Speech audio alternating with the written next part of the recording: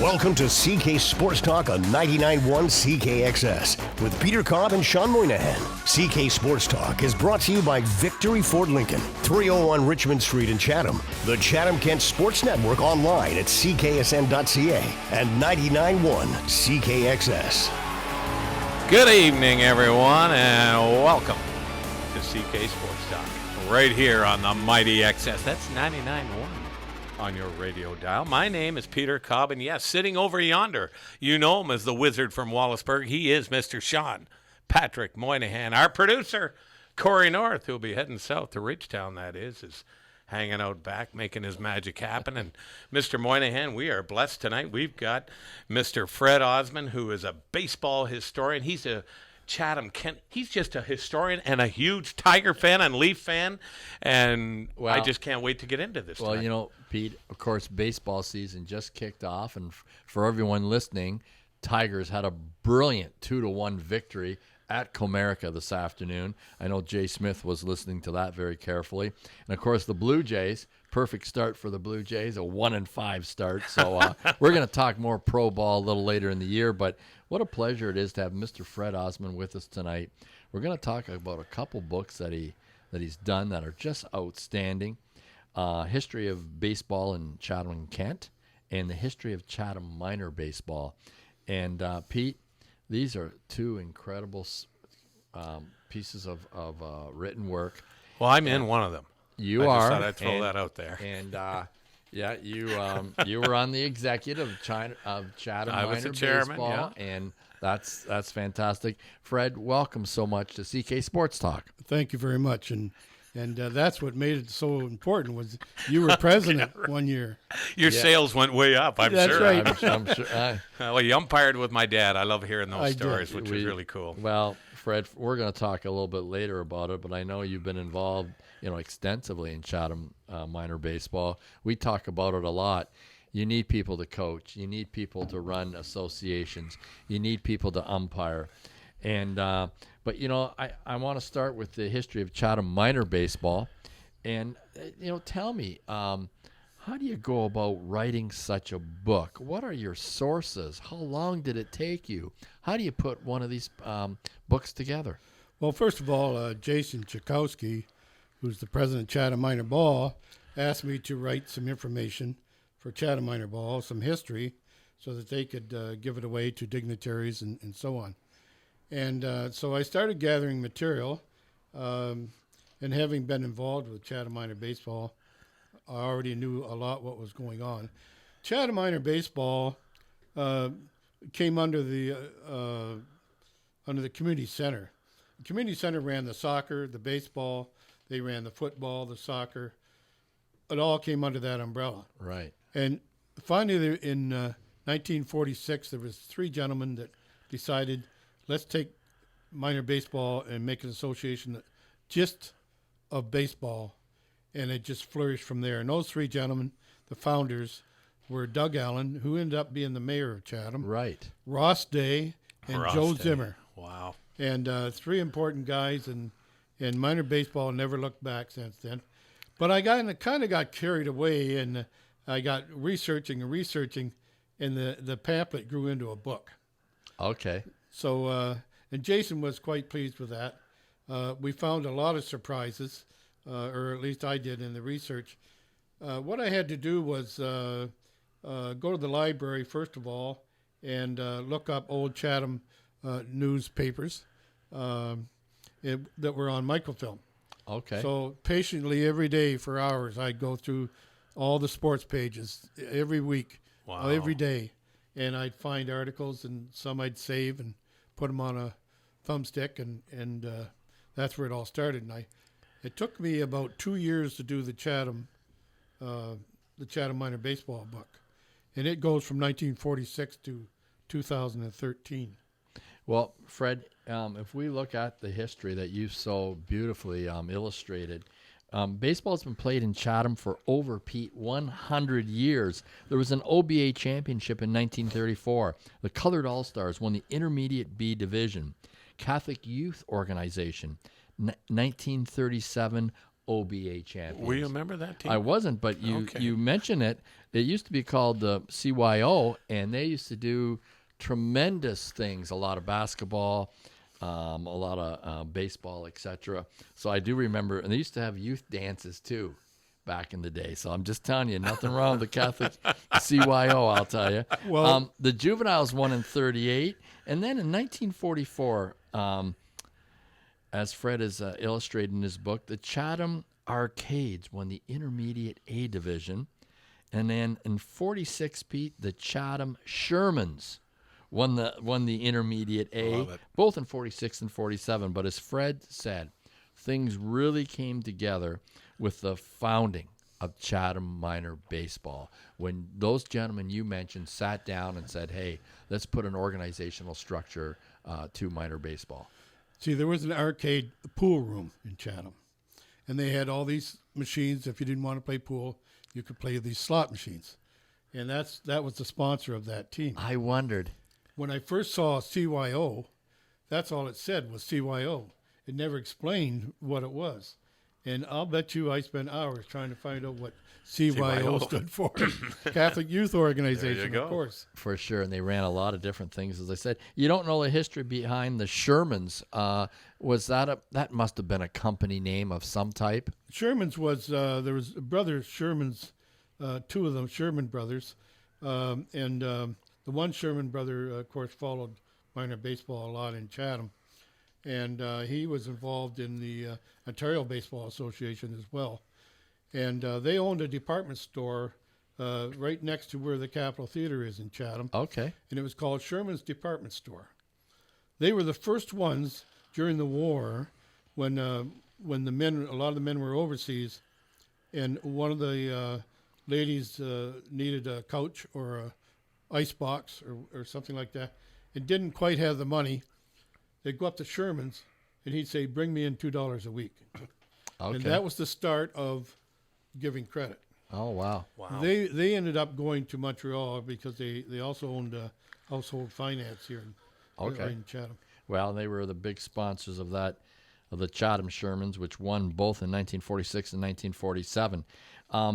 Fred, of course, we know of some really famous alumni that played here in Chatham. Of course, everyone knows of the great Ferguson Jenkins, Bill Atkinson, and we've had Bill on the show. Bill loves to talk baseball. And Doug Melvin, and I believe his Milwaukee Brewers are in Toronto tomorrow night. Can you tell us about what you know about those three, or maybe some of the other great characters and athletes who have played Chatham minor baseball? Well, of course, Fergie and Billy Atkinson and those guys, they they all lived in the same area of Chatham, down pretty well, not deep into the East End, but in that area there. And they were a bunch of kids that would jump on their bicycles and go out to the ballpark and play scrub all day long. And then they had a ball game that night.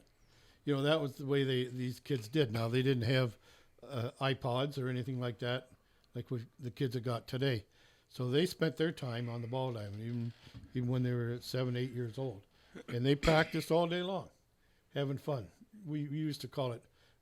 Well, I think we called it scrub too, and you and I were talking about it because no matter how many guys you had, of course, you never would have 18 to fill two teams. So you started and you put 3 men up to bat, and when you got out, you went to left field, and everybody rotated through the diamond. So you had 3 batters at one time, and I think we called it scrub. And Pete, right here in beautiful Steinhoff Park in Wallaceburg, we played a ton of baseball. But I think your point's well made, Fred, because there was a day when you would grab the bats and the balls, and you would, I shouldn't say bats, you had one bat, and you would head to the park and get the kids and have a great game of baseball. That's right. One article I researched was when kids are on the ballpark and they hit a ball, and it goes over into somebody's lawn or garden, and you can't get your ball back. Well, in 1925, that happened with a Mr. Philby in Chatham. He kept the boys' balls. They were landing in his garden when they went foul over the fence. So he wouldn't give them back their balls. Well, it went to court, and the judge said, Mr. Philby, you got to give those boys back those balls. Otherwise, it constitutes theft. But Mr. Philby said, but I don't want those boys in my garden. And the judge agreed with him. Okay, the boys can't go in your garden, but if they ask you for those balls, you have to give them back. Oh, that's a tremendous story, because our strategy always was to send my youngest brother over to get the ball. And Tommy got picked all the time, right? You know, we know Keen's listening in Toronto. Oh, yes. And I think we actually sent Keen next door a lot to go ask the elderly lady next door for the ball, because we don't want to go near. He's the most personable of all the Moynihan He's had brothers. great negotiation skills. Tell us about, it was quite interesting in your book, Fred, a couple of people that played professional baseball. Now, they had basically just a cup of coffee in the pro ranks that really surprised me, and to be honest with you, I've never heard of these people before. Well, the first person in Chatham, Kent, to play professional ball at the major league level was a local boy here, Edward Pennants, in 1903 from Walpole Island, and he played for the Philadelphia Americans. The next one was 1921, Harry O'Neill, and he's from Ridgetown, and Harry played for the Philadelphia Athletics. And then you go down to 1951, Harry Fisher out of Bothwell, one of the Fisher brothers. We all know Red Fisher. He played for the Pittsburgh Pirates. So there was 3 professional major league ball players before Fergie. Oh, wow. I love the Fisher story. Red Fisher a legend in Mitchell's Bay. Absolutely, in that area, legendary fisherman, and the Lodge, and yes, all types right. of shows. And here, his brother was as infamous as he was, and a professional baseball player. Yeah. Fred, I know you yourself have had had tremendous involvement in Chatham minor baseball. Why don't you tell us some of your roles over the years as you helped out Minor Baseball Association? Well, actually, this goes back to 1968. Before you two fellows were born, I think. I wish. Thank you. When my oldest son come home and said, Dad, we don't have a coach. Will you help us out? Well, I want to say to all the fathers and the mothers and the brothers and the sisters out there that if your child comes home and he hasn't got a coach, you don't have to learn how to be you don't have to be a great coach or a ball player. Go out and help coach. That's how I got started. I went out and it was just a house league team, and so I helped coach that house league team, and kept on ever since then. So I've been through the mill there, except I haven't had the honor that Peter's had of being the president of Chatham Minor Ball. Well, there's still time, Fred. But we'll give Jason Chakowski a call here. We can But Jason knows that I'll do anything that he needs done. For All he sure. has to do is give me a call, and so we connect that way. Yeah. But I've been the convener and registrar of minor ball, and I was very fortunate to have been the manager of back-to-back Ontario champions in 85 and 86 with a juvenile team. Now, juveniles are no longer, they don't exist anymore. OBA took them out. Okay. You go from midget to junior now. Okay. But juveniles used to be in the middle there. We played that first series down in Guelph, and we had 4 really good pitchers. One was a left-hander, and we won that championship. The next year, we went down. We didn't have anybody. I mean, I don't know how we got that far. But I'll tell you, we had some good coaching with Bob Van and Paul Brown at the bases, and those boys did everything those coaches asked them to do, and we won that OBA again. Well, that's incredible. And, you mentioned 1968. And that is a very special year for all baseball fans. And, this is radio, so you can't see the great Fred Osmon, but he is wearing his 1968 Detroit Tiger championship jersey with all the players on it. Their Bill stats. Freehan, Mickey Stanley, Jenny McLean. Fred, tell us about who you follow. Who do you root for in baseball? Well, I root for the Detroit Tigers. Oh, boy. We don't let Blue Jay fans. Yeah, on. Dave Smith will never be a guest during baseball season. No. But tell us about the Tigers, and what do you like about the Tigers, and what do you remember about the Tigers? Well, I have always followed the Tigers, except when I was in public school. I lived in the country, and I went to school at SS number 13 Raleigh. And we had a ball team, and it was half girls and half boys, because we didn't have enough boys for the ball team. And then we used to go around and play the other schools. Well, back then in 1951, the Cleveland Indians had won the World Series. So my favorite player was Larry Doby. Oh, my. Okay. There was no TV, so I didn't know who Larry Doby was. So finally, when TV comes on, I thought, well, no, I got to change teams here. Yeah. So I went to the Detroit Tigers. My wife and I have been very privileged to, the last 20 years, to go down to spring training in Lakeland, Florida. And I've seen you there, sir. Yes, you have. Yes. And we've had a lot of fun down there, and it's a great place to go. For sure. Yeah. Well, we enjoy the ballpark and going and see the Tigers. And, you mentioned the Cleveland Indians.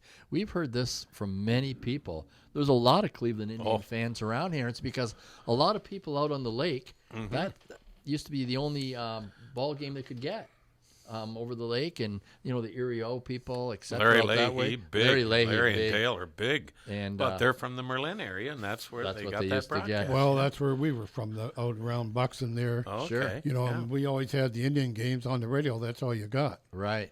Well, I'm glad you're a Tiger fan. That really made my day when we saw Fred Osmond. And he's a his Toronto Tigers. Maple Leaf fan, too. Well, I thought I'd throw that out there. Excuse me, we're not doing hockey tonight, Pete. Let's drop that. Listen, I want to finish up with a couple thoughts tonight.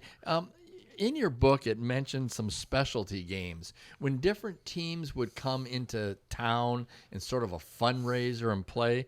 And I have to admit, I've never really heard this in baseball before. Share with our listeners some of those experiences. Well, at one time, you weren't allowed to play ball on a Sunday. And so some of the clubs like the Kinsmen or the Kiwanis or the Lions Club would invite a team of donkeys into town. And they'd bring them in trailers, and they'd bring them out, and there was a donkey in every position and a player along with the donkey. So the guy at bat wasn't on a donkey. They pitch the ball to him. He hits the ball, and wherever the ball goes, you got to jump on your donkey and go get the ball. I can't believe this. It was hilarious. Sure. Because sometimes they're tugging at the reins of the donkey. Come on, let's go, and it won't move.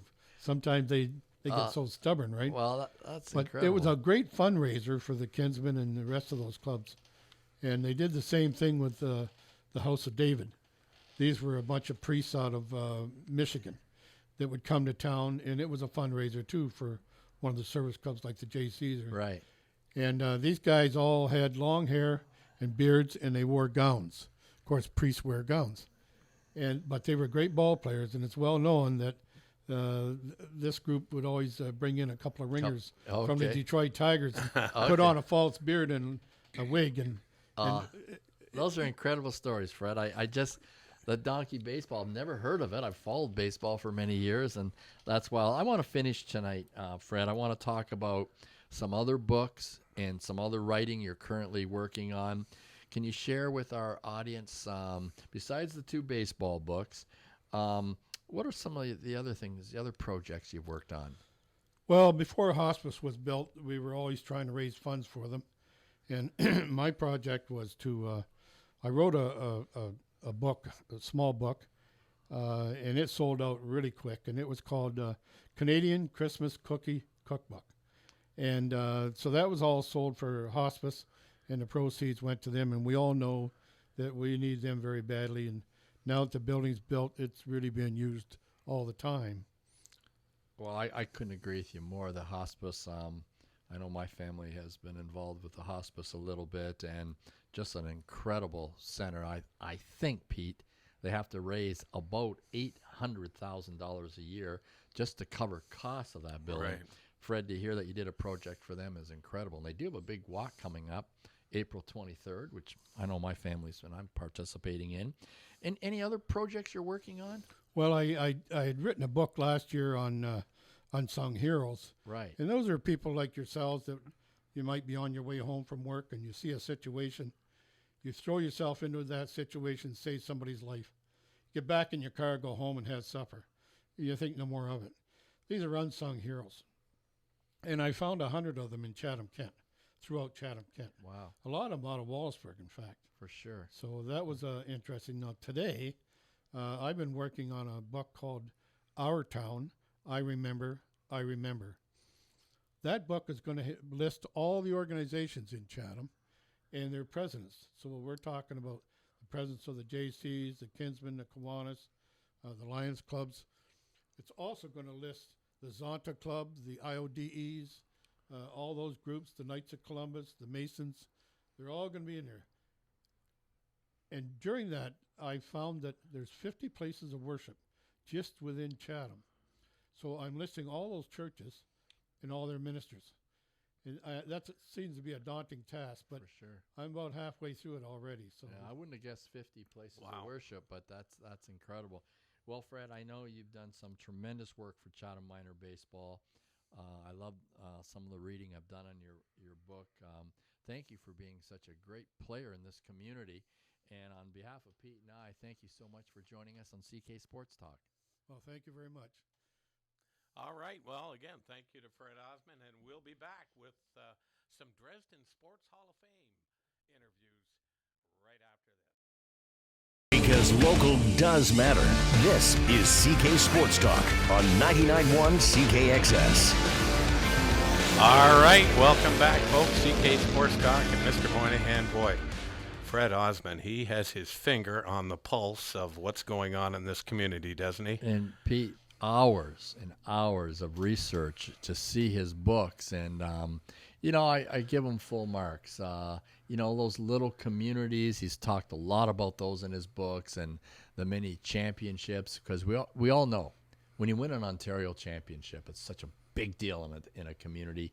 And people talk about that for years and years and years. So what a great visit from Mr. Fred Osmon. And Pete, I know you had the pleasure of sliding out to the Dresden Hall of Fame dinner.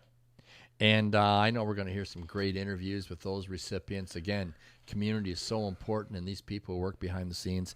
Tell us about the Dresden Hall of Fame. It was no fooling on April the 1st, and I want to thank Dave Cameron and Bubba McCabe, and that, boy, what a job they do out there in Dresden. And you know that. We've seen Absolutely, that with the Kings. With that, and I'm going to be involved in the LK Alumni Golf Tournament here coming up in a couple of weeks. But they just do things top-notch out there, and it was something special. And the first guy I had a chance to interview was Greg Drebin. He was a goalie, and Beautiful. Now living in Birmingham, Alabama. So let's hear from Greg.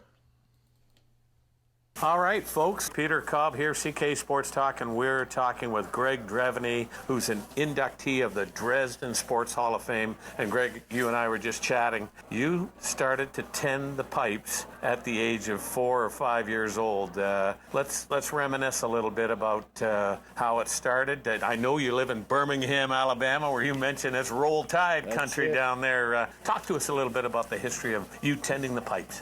Yeah, it started off with the hockey night in Canada on the Saturday nights and sitting down in front of the TV with your family. And it was truly a family event, right? Your parents were involved, your brothers and sisters, aunts and uncles. Everybody gathered to watch the big rivalry game and stuff. And it's like, number one, I saw the goalies got the most TV time, right? Because they didn't have to change out and go to the bench and different things like the players did. So I said, hey, I want to be that guy because he's on the ice all the time.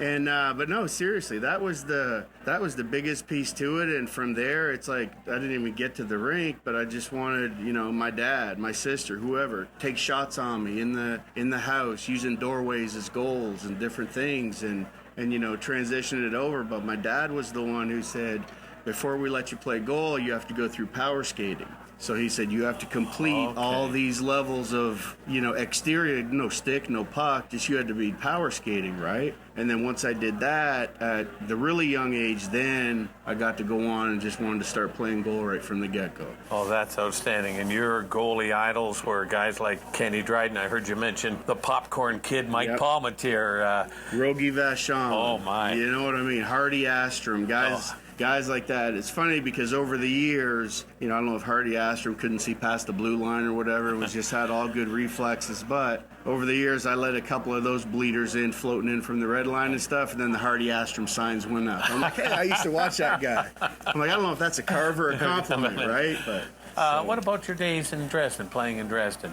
What are your thoughts and memories then? Well, it was, the thing about Dresden is you had really tight niche teams because you played with the same kids every other year, right? So a lot of the times where maybe we didn't have the best talent, right, of some of these other bigger communities we went up against, but we had that small town fire and just that team building, and I mean, you know, we just went to war for each other and stuff like that. And that was probably my biggest takeaway was, as a, you know, small community, 2,600 people growing up and stuff like that, we won a lot of tournaments and a lot of championships and different things like that.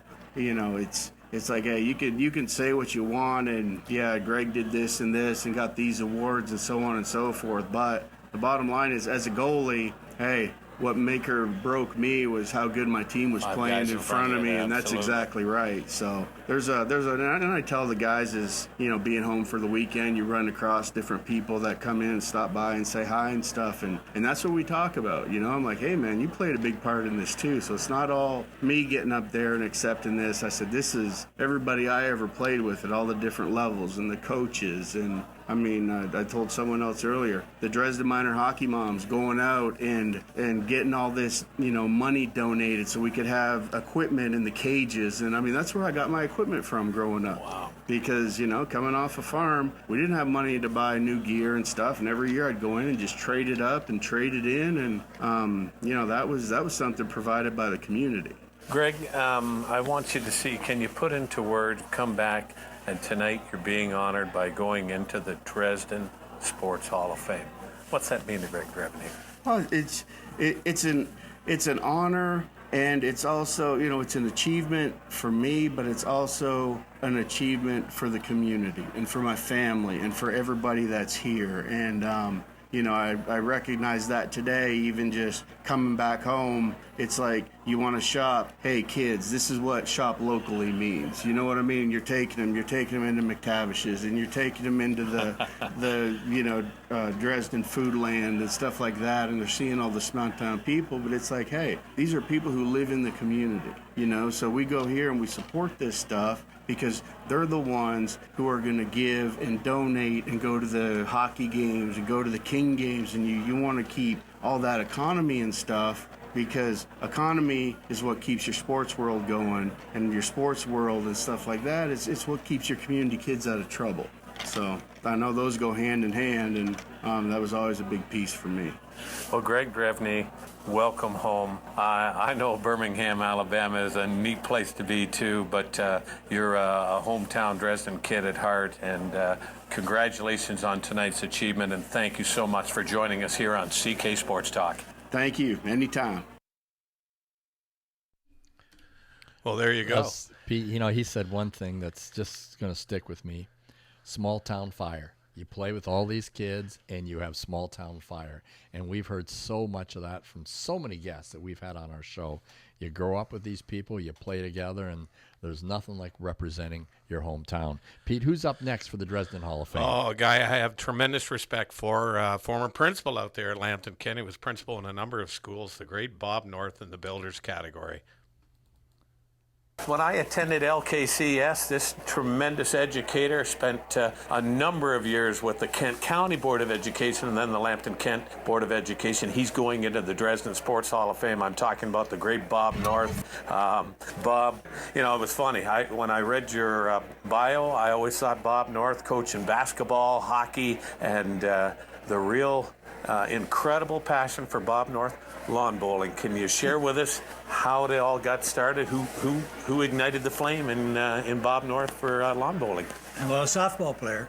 So I had a slow pitch tournament, and in between games, I decided I'll go over and have a look. They're doing something over there, rolling balls or balls or something over there. So I watched it, and I thought, by golly, I could try that. I'd like to give that a go. And next time they had a jitney in Dresden, I went over and asked if I could try it. And they said, oh, come on, we want you to give it a show. That's where I got started. And it's unbelievable that from then on, I really took to the game. It's a finesse game. It's a power game. It's curling on grass, except that the dot moves. You can move the white ball that you're trying to get close to. And so it's more exciting than even curling. Don't tell curlers this, but it's more exciting than curling. I just came from a Bondsville today, so you're talking to curl, but hey, I understand. I guess some people think of it like almost bocce ball, but it's even more, I guess there's more to it than that also. Well, bocce people would argue about that. And we've had some good bocce guys come and play bowls and go back, and some stay with it and so on. So both are nice. Both are good games, and we all have our passion for certain ones. And so I went to a meeting because I was interested in the game. And well, what do you do? Oh, I'm a teacher. And he said, oh, we just need somebody like that on the board. Well, I just got there and I was on the board already for Ontario. So from then on, I did a lot of administrative work, played a lot of bowls. Very smart on my part. I picked good teammates to be with. We won 2 golds in Canada, won the fours Canada, won the senior triples in Canada, some provincial titles and so on. And so I took to the game, enjoyed the game, was reasonably good at it. So we had some success that way. And then I did some administration part, and I think this is part of the builder of this session here, or this Hall of Fame induction. So I went from the president of Ontario Long Bowls to a board member for Bowls Canada. After I kind of finished that part, I got into high performance, and I was on the committee for high performance for selecting the Canadian teams to play in world competitions. And through that, I have been to New Zealand, Australia twice, coached the U.S. team, managed the U.S. team in a dual meet with the USA. In my time I've been with the Canadian team, we haven't lost the USA. We beat them every time. So it's a wonderful game. It's just it's a great game, and it's something that just caught my fancy, and I've very enjoyed it. You know, Bob, the beauty of what you're telling of the story, it started at the grassroots level for you, too. Very much so. Now, you know, when I think of Bob North, I think of Dresden. I think of a guy that gave his heart and soul to a community. What's it mean to Bob North to go in as a builder here in the Dresden Sports Hall of Fame? Well, honestly, there are so many people that are deserving, but when your community or a committee decide that they would like you did something significant enough that they'd like to acknowledge it publicly, it's a wonderful honor. Just a wonderful honor. Well, Bob North, congratulations, and thank you so much for joining us here on CK Sports Talk. Oh, my pleasure. All right, as the thunder rumbles in the background, Bob North. And you know, Pete, when he says we beat the Americans every time, we all know those head-to-head competitions, Canada versus USA. Boy, we love that. And Bob North, he said he was reasonably good. Excuse me. He was outstanding, and now, you know, an international player in this sport. Pete, who do we have up next at the Dresden Hall of Fame? Well, Dr. Holly Dodd, women's hockey, and University of Guelph grad, like my daughter Shani Bub. Yeah, so let's hear. Let's hear from her. CK Sports Talk, Peter Cobb, and I'm here with Dr. Holly Dodd, heading into the Dresden Sports Hall of Fame. And Dr. Dodd, you were a hockey player also. I just finished talking with Greg Drebin. Let's reminisce a little bit about your hockey days playing in Dresden and beyond. Well, I grew up with my learning to skate on the ponds of the cemetery close to where we lived and the big field behind us. And then I helped start the high school team. I we really wanted to play on an organized team, and we recruited teachers and got a team started there. And then it became a high school team. We're still in figure skates at this time. And from there, went to the University of Guelph, and the first thing I wanted to do, besides get into vet school, was find the university coach who I'd heard so much about, and found her and tried out, made it, played 6 years there, 3 years as captain in the end, and just amazing memories, like just amazing. So after that, of course, had a couple of kids, and then I looked for competitive city teams to play for. So living in Guelph, I ended up playing for Burlington, which was an A team, sort of high level at that point, and I played with 2 players that went on to Olympic and Canadian teams. I was not near as good as them, but then we moved and I ended up playing for another small team with close to us, and then ended up playing intramurals. So I played till I had to retire at age 55 because of back and neck injuries, and I miss it. Huge. Holly, listen, Bubba McCabe let us know you grew up just a mile north up the road here, and what a wonderful community of Dresden. I'm always so amazed. What's it mean when your community says, Dr. Dodd, you're going into the Hall of Fame? I was blown away. I'm kind of going like, why? I'm not an amazing athlete. I'm a little bit of an all-around athlete, but hockey was my love, and I was probably one of the better players back then.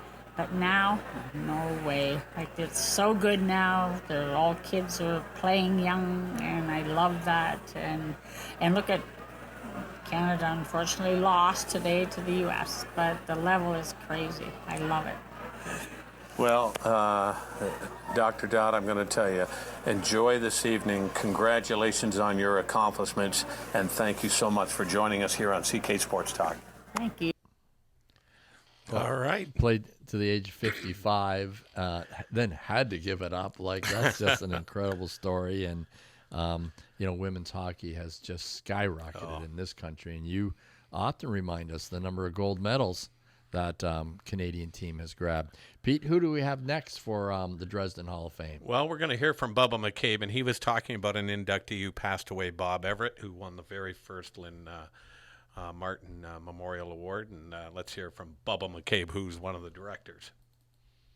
Okay, Peter Cobb, CK Sports Talk. We're here at the Dresden Sports Hall of Fame, and I'm here with committee member Brian Bubba McCabe. Folks, I'm going to tell you, Brian, you've got a new category that's been, I believe it's the Lynn Mart Award. Talk to us about how the idea and the award came about and this year's recipient. Well, Lynn Martin was a key member of our committee for the first 20 years. Unfortunately, he passed away last fall. So we decided that we would initiate a new category called the Lynn Martin Memorial Award, which is based somewhat on athletics, but more on community involvement and support. And this year, the choice was an easy one. It was Bob Everett. Unfortunately and sadly, Bob passed away in February before he even knew that he was going to be honored. But his family's coming tonight, and they're just absolutely thrilled that he's getting this award. Bob was a devoted Legionnaire, and we spent a lot of time talking about Legion stuff. He was inducted into the Chatham Sports Hall of Fame this past summer. That was one of the highlights of his life, I think, Peter. So it's a great honor for him, and we're proud to have him as a member of the Hall of Fame. That tells you what kind of guy Bob Everett was. He touched so many people. He gets inducted into the Chatham Sports. He's a pillar here in the Dresden community. I can see your eyes light up when you talk about him, and everybody has fond memories of the great Bob Everett. He had a soft spot in his heart for kids. He ran the fishing derby here in town for the Legion for probably 25, 26, maybe even 30 years. Took it upon himself to make sure the kids got whatever they needed for this fishing derby. At Christmas time, packing Christmas baskets, he was always the first one here. If there was a child that needed something, Bob would go out of his way to make sure it was taken care of. Yeah, he's going to be missed. That is outstanding. Well, listen, sir, thank you kindly for your time here and joining us on CK Sports Talk. My pleasure, Peter.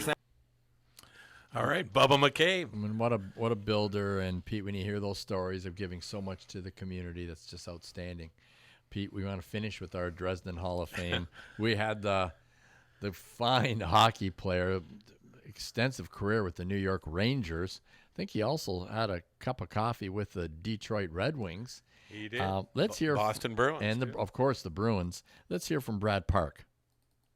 All right, Peter Cobb, CK Sports Talk, and I'm here. Boy, oh boy, when I think about offensive defensemen, back in the day, I think about Brad Park and the great Bob Orr. And Brad Park, you started out as a New York Ranger, but prior to that, how did you get involved with the Ranger Hockey Club? Let's talk. Let's turn back the hands of time.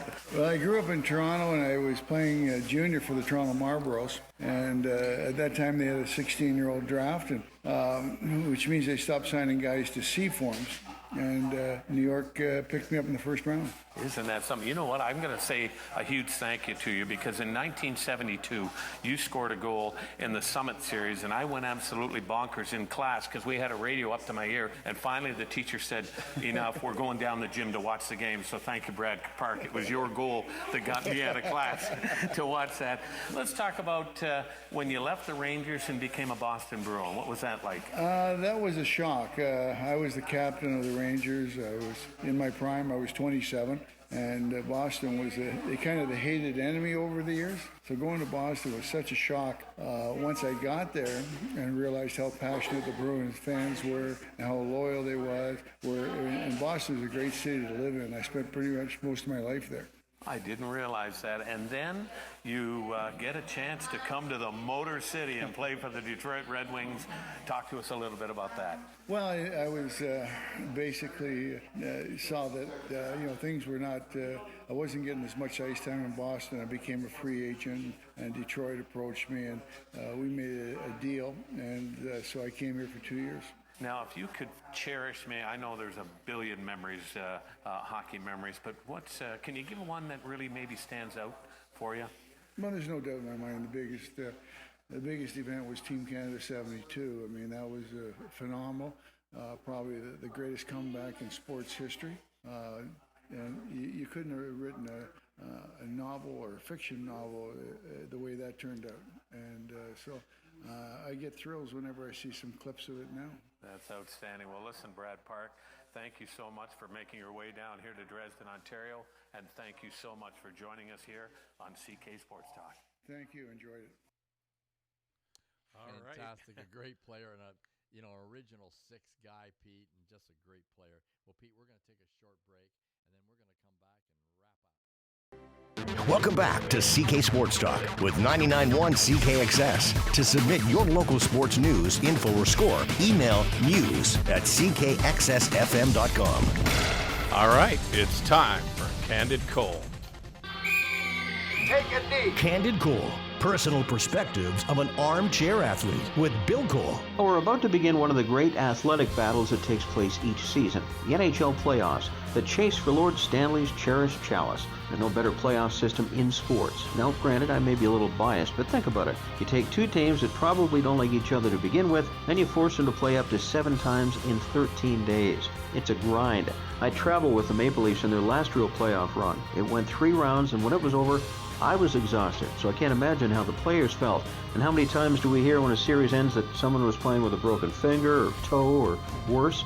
But they keep playing, all for a chance to win a Stanley Cup. We were so close to seeing 2 epic series, a renewal of the Battle of Ontario and the Battle of Alberta.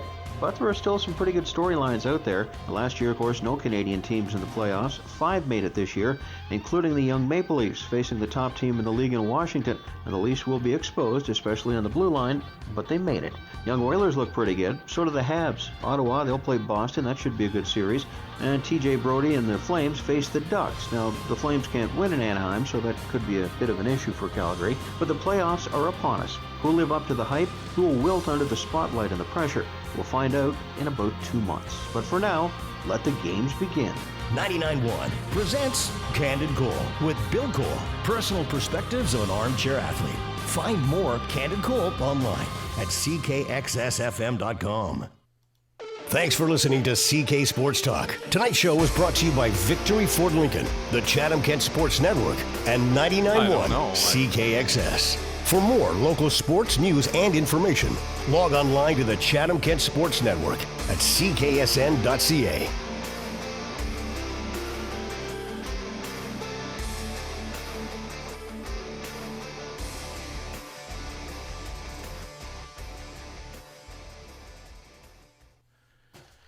You know, Shawn, I was so excited about getting done, I decided to play our evening sign-off a little early. No, you were excited when anyone mentions the Toronto Maple Leafs in the playoffs. You lose your mind. Okay, Pete, what do we got just coming up? remember, next week we're off. It's Easter Monday. But the week after, we're going to have our hockey show. We're going to have playoff picks, and a number of former guests are going to be picking their Stanley Cup champion. That's going to be great. Also, we're going to hear again from Grayson Ladd. Look out, Kitchener. Here comes Grayson Ladd. All right. Well, that about does it. I want to say thank you to Fred Osmon, our guest, our producer, Corey North, who'll be heading south to Ridgetown, that is. My partner in crime, the wizard from Wallaceburg, Mr. Shawn Patrick Moynihan. My name's Peter Cobb, saying so long. Thanks for listening to CK Sports Talk. Tonight's show was brought to you by Victory Ford Lincoln, the Chatham-Kent Sports Network, and 99.1 CKXS. For more local sports news and information, log online to the Chatham-Kent Sports Network at cksn.ca.